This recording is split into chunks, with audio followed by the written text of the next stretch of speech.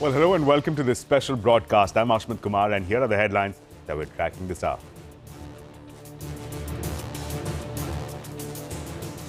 India hands over the G20 presidency to Brazil. President Lula says that the Brazilian presidency will focus on accelerating the fight against global hunger and climate finance. Prime Minister Modi proposes a virtual session in November this year to take stock of the proposals at the summit before the official handover. इस declaration को adopt करने की घोषणा करता हूं। Breakthrough at the G20 summit. India clinches consensus and the G20 adopts the New Delhi Declaration. Joint statement says that this is not the era for war and warns against the threat of using nuclear weapons, but no mention of Russia in the context of the Ukraine war.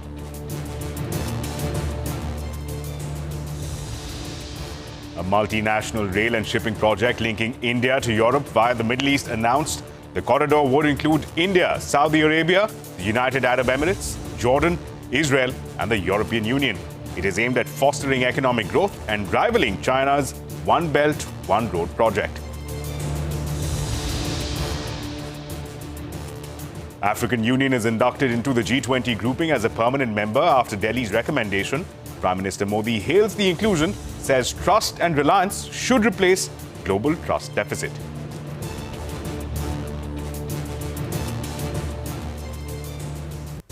India makes a clean energy push at the G20, announces Global Biofuels Alliance with India, USA and Brazil as the founding members, invites G20 nations and others to join the group.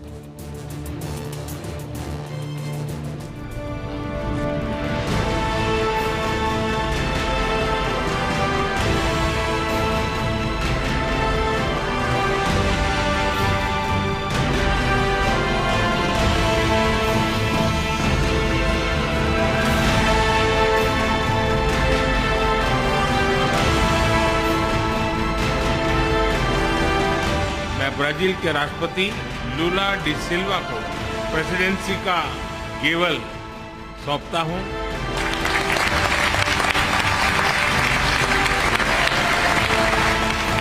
Brothers and sisters from India, dear, thank you very much.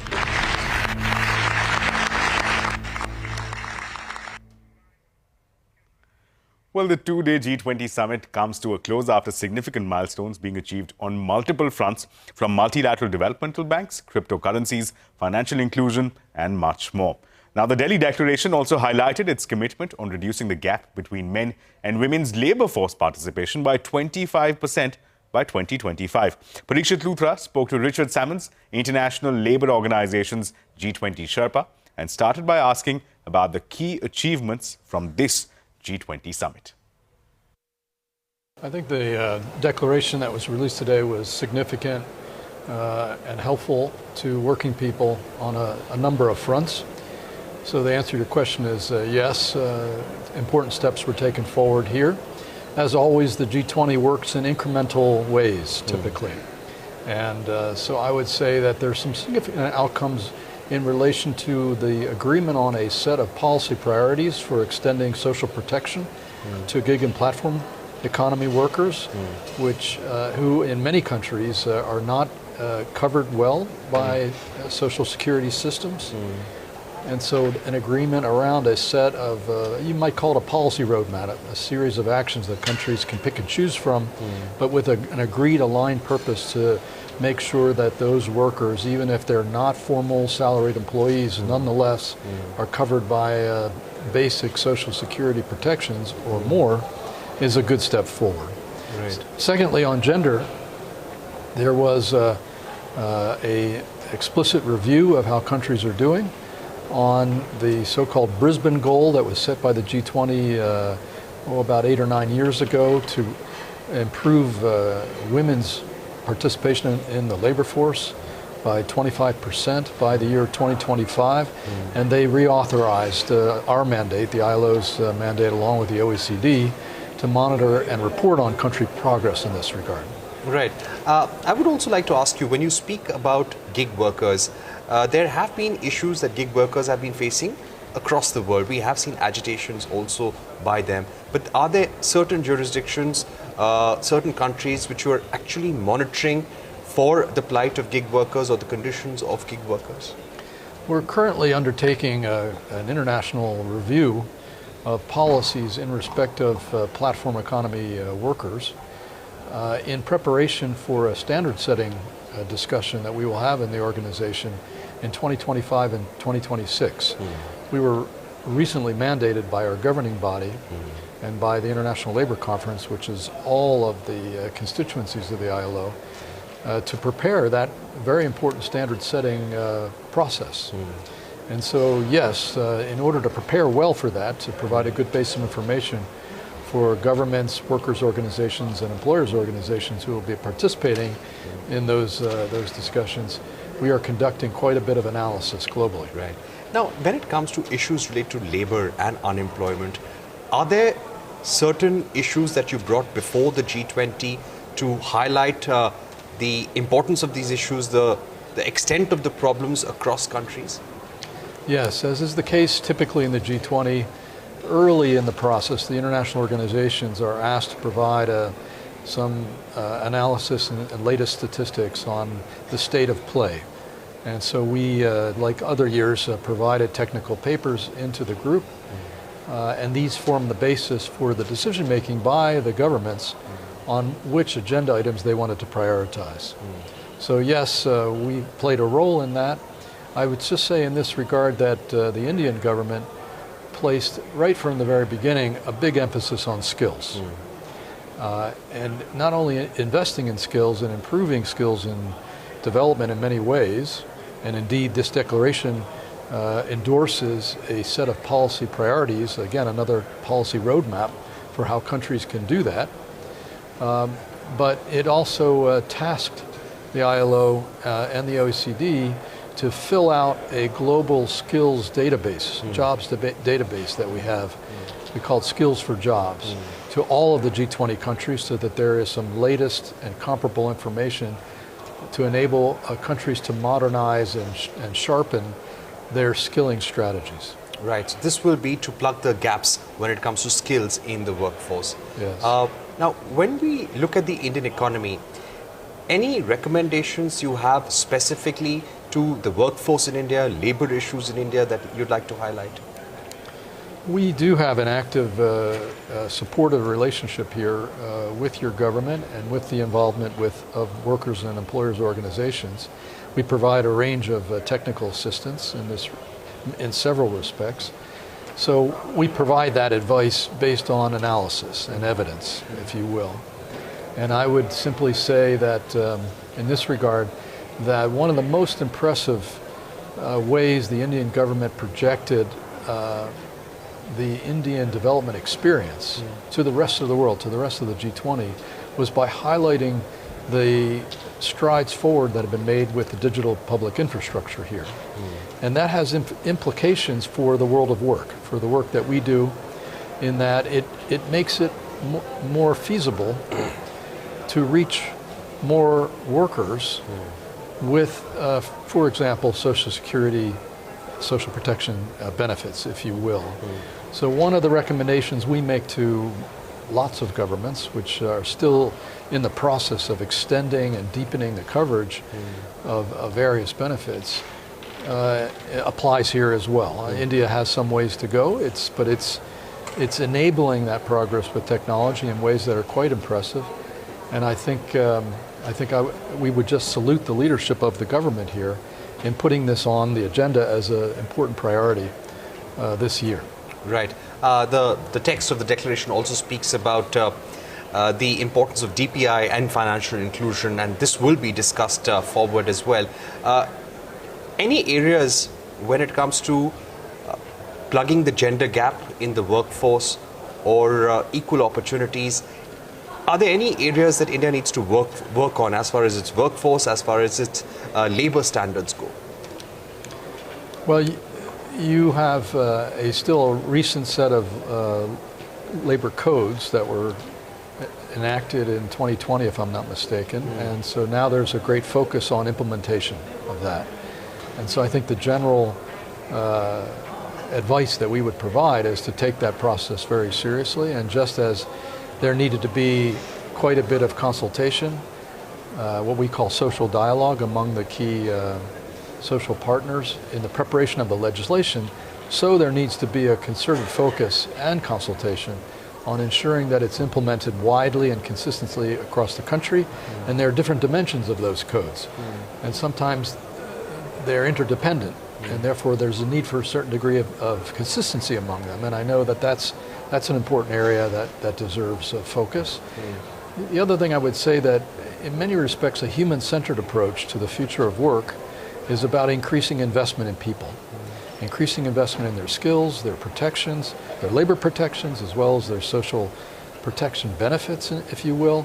And so for India, a big part of the challenge is to sustain an ongoing increase in investment in its people in these various dimensions, because it's by doing all of them that you get a virtuous circle of improved access to opportunity, improved productivity, higher incomes and living standards among the population. Right. And I would say that that this is understood as a priority in the country, but it's always important for an organization like ours to offer our support for continuing that process and to make technical assistance available, which we very happily do here. All right, my final question would be on how consensus was actually achieved. When you stepped into meetings yesterday morning, was there consensus, or do you feel that it was the leaders who actually pulled it off at the last moment? How did it all come about? Well, I think you have to ask your diplomats here how they pulled it off, but it was there were pieces that were undecided until the last couple of days of the Sherpa negotiations this week, and indeed coming into the night before last. But as I understand it, your government led a very creative and effective diplomatic process to utilize some of the leading actors in the G20 this year, which is the Troika governments, plus South Africa, which will be in 2 years' time the president, to craft a text that was able to be provided to both of the protagonists in the larger debates about the Ukraine war in a way that found consensus. And that's a significant diplomatic accomplishment that I think will be viewed in history as quite a contribution to maintaining the forward motion of the G20 process, where a lot of commentators, including here as I watched the news in the days and weeks coming up to the summit, thought that this was going to be a major test for the G20. But didn't you feel at some point that it would be difficult to have consensus? Was everyone actually, that would be my question, was eventually everyone happy with the wording on the Russia-Ukraine war? Russia was named only once. Words like deploring the war, condemning the war, they were removed. Was everyone satisfied? I'm not in a position to say. I think you'd have to ask the parties directly on that. Well, with that, it's time now to slip into a very short break. But we've been in conversation with multiple newsmakers and multiple key policy personnel. We'll be getting you more on that from the G20 summit, from the Bharat Mandapam on the other side.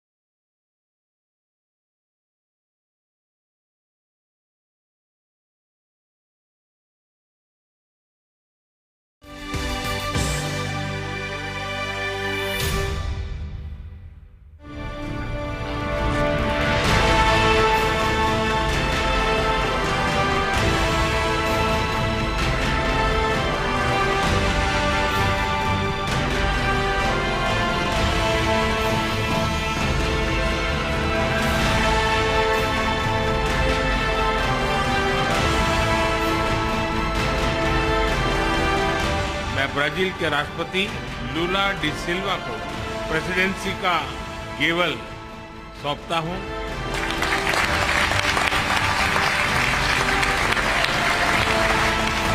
Brothers and sisters from India, dear, thank you very much.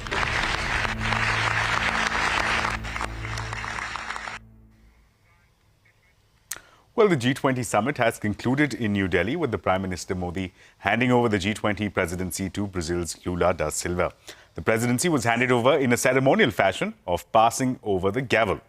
Brazil's President Lula said that the next G20 summit will take place in Rio in November 2024 and listed out 3 priorities for his next presidency. Meanwhile, Prime Minister Modi proposed a virtual session in November this year to take stock of the proposals at the summit before the official handover.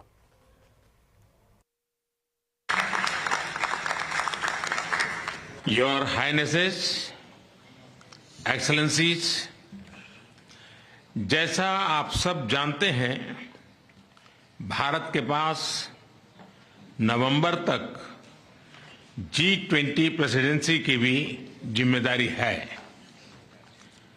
अभी 2.5 महीने बाकी हैं। इन 2 दिनों में आप सभी ने अनेक बातें यहां रखी हैं, सुझाव दिए हैं, बहुत सारे प्रस्ताव रखे हैं। हमारी ये जिम्मेदारी है कि जो सुझाव आए हैं उनको भी एक बार फिर देखा जाए कि उनकी प्रगति में गति कैसे लाई जा सकती है। मेरा प्रस्ताव है कि हम नवंबर के अंत में G20 का एक वर्चुअल सेशन और रखें।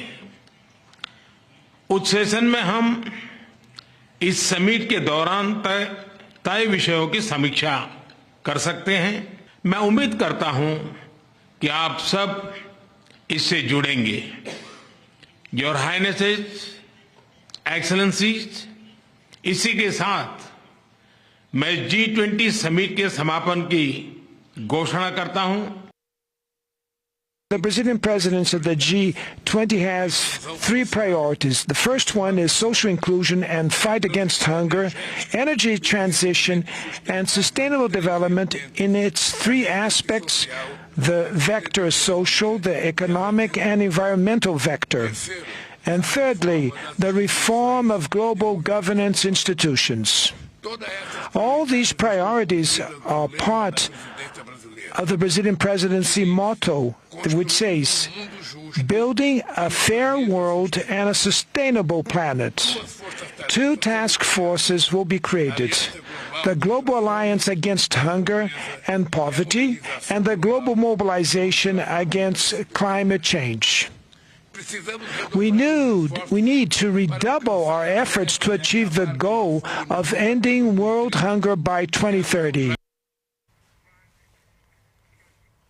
Well, here's a first post exclusive. On the sidelines of the summit, our colleague Palki Sharma caught up with Brazilian President Lula da Silva on the sidelines of the summit. The Brazilian president hailed the Delhi declaration while maintaining that the G20 summit is not the right forum to discuss the Ukraine war. Listen in.